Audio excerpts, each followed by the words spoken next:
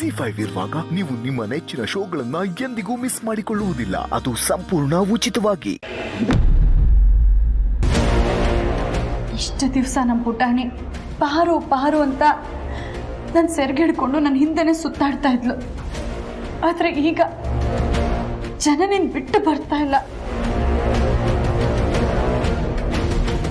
ಅವಳು ಕೊಟ್ಟಿರೋ ಫೋನ್ ಇಟ್ಕೊಂಡು 3 ಹೊತ್ತು ಅದರಲ್ಲಿ ಆಟ ಆಡ್ತಾ ಇರ್ತಾಳೆ. ಇದು ಹೀಗೆ ಮುಂದುವರೆದ್ರೆ ನಾನು ಏನ್ ಮಾಡ್ಲಿ? ಒಂದ್ ಕಡೆ ನನ್ನ ಕಣ್ ಮುಂದೆನೆ ನನ್ನ ಮಗಳ ಜೀವನ ಹಾಳಾಗ್ತಿದ್ಯಲ್ಲ ಅನ್ನೋ ನೋವು, ಇನ್ನೊಂದ್ ಕಡೆ ನನ್ನ ಮಗಳು ನನ್ನಿಂದ ದೂರ ಆಗ್ತಿದ್ದಾಳಲ್ಲ ಅನ್ನೋ ಕೊರ್ಗು. ಯಾವ್ದನ್ ಸಹಿಸ್ಕೊಳ್ಳಿ? ಯಾವ ತಾಯಿನೂ ತನ್ನ ಮಕ್ಕಳು ಹಾಳಾಗ್ಲಿ ಅಂತ ಬಯಸಲ್ಲ. ಅಂಥದ್ರಲ್ಲಿ ನಮ್ಮ ಜನನಿಗೆ ಏನಾಗಿದೆ?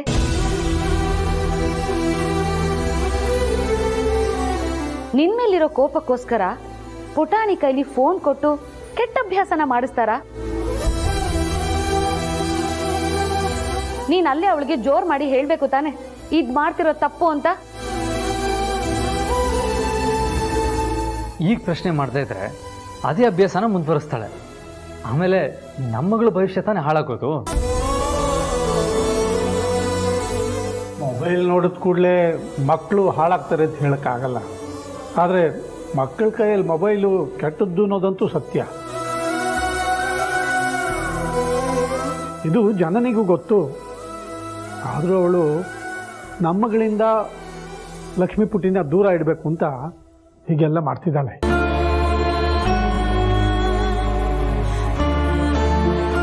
ಹಾಗಂತ ನಾವು ಮಾತಾಡದೇ ಇದ್ದರೆ ತಪ್ಪಾಗುತ್ತೆ. ಬೆಳೆಯೋ ಪೈರು ಮೊಳಕೆಯಲ್ಲಿ ಇಂದಂಗೆ ಈಗಲೇ ಪುಟಾಣಿ ನಿಮ್ಮ ಮಾತು ಕೇಳದೆ ಇರೋಳು ಮುಂದೆ ಪರ ಜೊತೆ ಸೇರ್ತಾಳೆ ಅವಳು. ಜನನಿ ನನಗೆ ಎಷ್ಟೇ ಅವಮಾನ ಮಾಡಿದ್ರು, ನಮ್ಮ ಪುಟಾಣಿ ಎಷ್ಟೇ ಹೊರಟಾಗಿ ನಡ್ಕೊಂಡ್ರು ನಾನು ತಾಳ್ಮೆ ಕಳ್ಕೊಳ್ಳೋದಿಲ್ಲ. ಹೇಗಾದರೂ ಮಾಡಿ ಜನನಿ ಮನ್ಸು ಗೆಲ್ಲೋದಕ್ಕೆ ಪ್ರಯತ್ನ ಪಡ್ತೀನಿ. ಆಮೇಲೆ ನಿಧಾನಕ್ಕೆ ನೀನು ಮಾಡ್ತಾ ಇರೋ ತಪ್ಪು ಅಂತ ಅವಳಿಗೆ ಬುದ್ಧಿ ಹೇಳ್ತೀನಿ. ಯಾವುದೇ ಕಾರಣಕ್ಕೂ ಅವಳ ಹತ್ರ ನಾನು ಕಠಿಣವಾಗಿ ನಡ್ಕೊಳ್ಳೋದಿಲ್ಲ. ನಾನು ಹಾಗೆ ಕಠಿಣವಾಗಿ ನಡ್ಕೊಂಡ್ರೆ ಅವಳಿಗೆ ಅವಮಾನ ಆದಾಗುತ್ತೆ.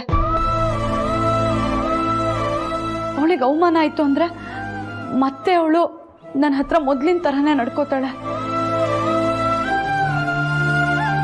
ಈಗೇನು ಅವಳು ಖುಷಿ ಖುಷಿಯಾಗಿ ನಿನ್ನನ್ನು ಮಾತಾಡಿಸ್ತಾ ಇದ್ದಾಳ? ಇಲ್ಲ ತಾನೆ, ಎಷ್ಟು ಬೇಕೋ ಅಷ್ಟೇ ಮಾತಾಡ್ತಿದ್ದಾಳೆ. ಪರವಾಗಿಲ್ಲ.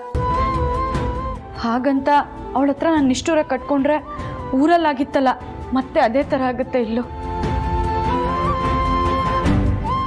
ಅದರಿಂದ ಮತ್ತೆ ಅತ್ಯಮ್ಮ ಚಿಂತೆ ಮಾಡೋ ಹಾಗಾಗುತ್ತೆ. ಇಲ್ಲ, ನನ್ನಿಂದ ಈ ಮನೆ ನೆಮ್ಮದಿ ಹಾಳಾಗಬಾರ್ದು. ಸ್ವಲ್ಪ ತಡ ಆದರೂ ಪರವಾಗಿಲ್ಲ. ಜನನಿ ಪುಟಾಣಿ ಇಬ್ರು ಮನಸ್ಸನ್ನು ಗೆಲ್ಲೋ ಪ್ರಯತ್ನ ಮಾಡ್ತೀನಿ. ನಿನ್ನ ತಾಳ್ಮೆನ ಹೊಗಳಬೇಕು ಅಥವಾ ನೀನು ಹೇಳ್ತಿರೋದೇ ಸರಿ ಅಂತ ನಾವು ಒಪ್ಕೋಬೇಕು, ಒಂದು ಗೊತ್ತಾಗ್ತಿಲ್ಲ ಪಾರು. ಒಟ್ನಲ್ಲಿ ಪುಟಾಣಿ ಮೊದಲಿನ ಥರ ನಿನ್ನ ಹತ್ರ ಪ್ರೀತಿಯಿಂದ ಬರಬೇಕು, ಅದೇ ನಮ್ಮೆಲ್ಲರ ಆಸೆ.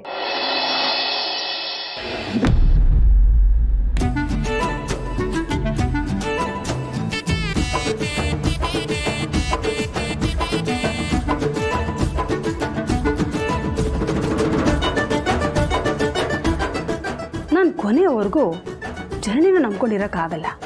ಹಾಗೆ ನನ್ನ ಮದುವೆ ಆಗೋ ಹುಡುಗನಿಗೆ ಇನ್ಯಾರೋ ಭಿಕ್ಷೆ ಬೇಡಿ ದುಡ್ಡು ತಂದು ಕೊಡೋವರೆಗೂ ಕಾಯ್ತಾ ಕೂತ್ಕೊಂಡ್ರೆ ನಾನು ಮುದುಕೆ ಆಗಿಬಿಡ್ತೀನಿ. ನನ್ನ ಪ್ರೇಮ ಕವಿ ಮಾತಾಡ್ದನ್ನ ಕೇಳಿಸ್ಕೊಂಡ್ರೆ ಅವನು ನಿಜವಾಗ್ಲೂ ಕೋಟೆ ಅಧಿಪತಿನೇ ಅನ್ಸತ್ತೆ. ನಾನು ಅವನ್ನ ಮದುವೆ ಆದರೆ ಅವನ ಇಡೀ ಆಸ್ತಿಗೆ ನಾನೊಬ್ಳೇ ಒಡತಿ. ಆಗ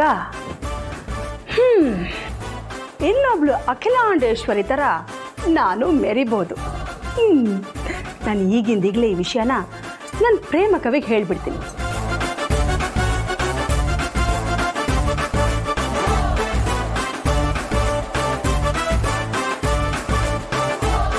ಅರೆ, ಈ ಕಿರಿಕ್ ರಾಣಿ ಯಾಕೆ ಫೋನ್ ಮಾಡ್ತಾ ಇದ್ದಾಳೆ?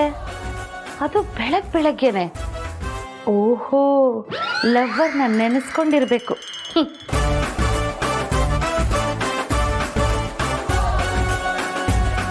ಹೇಳ್ಕೊಳಕ್ ಒಂದೂರು,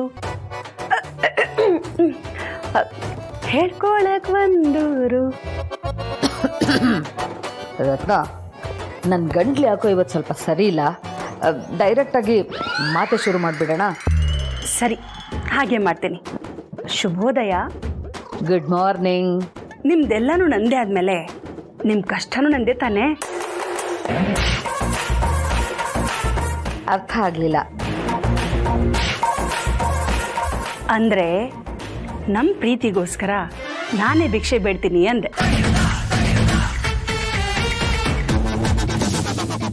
ಏನು, ನೀನು ಭಿಕ್ಷೆ ಬಿಡೋದಾ? ಬೇಡ ನನ್ನ ರತ್ನ, ನೀನು ಕಷ್ಟಪಡೋದನ್ನ ನನ್ನ ಕೈಲಿ ನೋಡೋಕ್ಕಾಗಲ್ಲ. ನಿಮಗೋಸ್ಕರ ನಾನು ಏನು ಬೇಕಾದರೂ ಮಾಡ್ತೀನಿ. ಅಂಥದ್ರಲ್ಲಿ ನಾನು ಭಿಕ್ಷೆ ಬೇಡೋದ್ರಿಂದ ನನಗೆ ಯಾವ ಅವಮಾನನೂ ಆಗಲ್ಲ. ನೀವೇನು ತಲೆ ಕೆಡಿಸ್ಕೋಬೇಡಿ. ಒಟ್ಟಿನಲ್ಲಿ ಆದಷ್ಟು ಬೇಗ ನೀವು ನನ್ನ ಮದುವೆ ಆಗಿ ಈ ಸೆರೆಮನೆಯಿಂದ ನನ್ನ ಬಿಡುಗಡೆ ಆಗೋ ಹಾಗೆ ಮಾಡಿ. ಓಹೋ, ನಿನಗೆ ನಮ್ಮ ಅರಸನ ಕೋಟೆ ಜೈ ಥರ ಅನ್ನಿಸ್ತಾ ಇದೆಯಾ?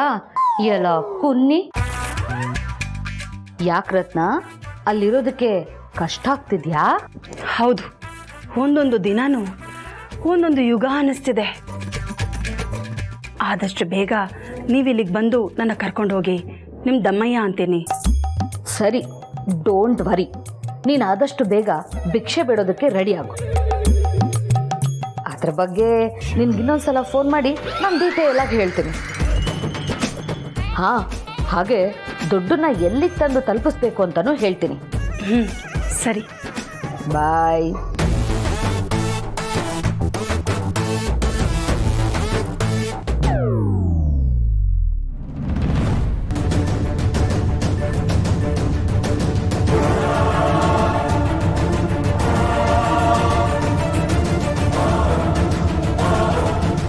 ಏನು ದಾಮು, ದುಡ್ಡನ್ನ ಯಾರಿಗೋ ಎಲ್ಗೋ ತಂದು ಕೊಡಬೇಕು ಅಂತಿದ್ದೆ? ಅದೇ ರೀ, ನಾನು ಅವತ್ತು ಹೇಳಿದ್ನಲ್ಲ, ದುಡ್ಡು ಚೀಟಿ ಗಿರಾಕಿ. ನೀನು ಹೇಳ್ತಿರೋದು ನಿಜನಾ? ನಿನ್ನ ಮಾತು ನಂಬೋದಾ? ರೀ, ನನ್ನ ಗಂಡ ಮೋಹನ್, ನಾನು ಹೇಳೋದ್ರ ಮೇಲೆ ನಂಬಿಕೆ ಇಲ್ವಾ? ನನ್ನನ್ನೇ ನೀವು ನಂಬಲ್ವಾ? ದಾಮು, ಖಂಡಿತವಾಗ್ಲೂ ನಂಬ್ತೇನೆ ಕಣೆ. ಆ ನಂಬಿಕೆ ಯಾವಾಗಲೂ ಇರುತ್ತೆ. ಆದರೆ ಫೋನ್ನಲ್ಲಿ ರೀ, ಆದ್ರೇನು ಇಲ್ಲ ಗೀದ್ರೇನು ಇಲ್ಲ, ನೀವು ಸ್ವಲ್ಪ ಸುಮ್ಮನೆ ಇರಿಪ್ಪ.